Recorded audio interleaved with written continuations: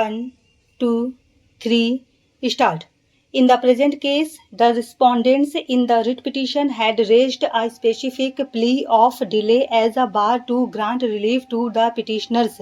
In our view, it was perhaps necessary for the court to have specifically dealt with this issue. It is now well settled that a person who seeks the intervention of the High Court under Article 226 should give a satisfactory explanation of his failure to assert his claim at an earlier date. The excuse for procrastination should find a place in the petition filed before the court, and the facts relied upon by him should be set out clearly in the body of the petition.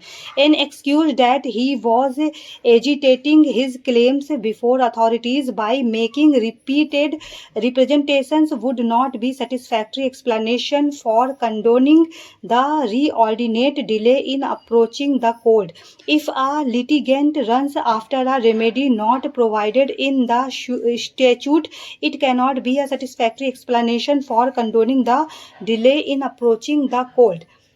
On this issue, we have heard the learned counsel for the parties in great detail. Since the immovable property rights of the parties are involved, in our considered view, there is no explanation, much less satisfactory explanation, offered by the respondents in approaching the writ court after an inordinate delay of nearly 15 years from the date of the notification issued under the Evacuee Property Act. For the delay from 1952 to 1955, the contesting respondents would only submit that they were not aware of the notification issued under the Evacuee Property Act, since no notice was served on them, though a public notice was issued by the authority under the Evacuee Property Act.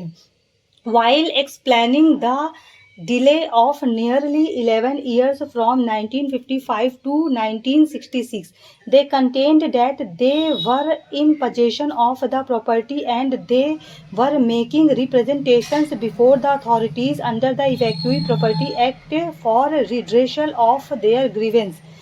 The delay after the orders were passed by the Settlement Commissioner in the year 1983 till the writ petition was filed in the year 1990. It is explained that they had moved the state government suo motu to revise the order passed by the Chief Settlement Commissioner, and since the state government returned their request, they had approached the High Court to issue directions to the state government to issue appropriate directions. In our considered view, there was inordinate delay in approaching the authorities for redressal of their grievance. As rightly contended by Sri Mukund, even when they approached the authorities, they were claiming wrong reliefs or incomplete reliefs. Even when they filed the writ petition in the year 1990, they did not choose to question the correctness of the notification, but was questioned by way of filing an amendment application in the year 1998.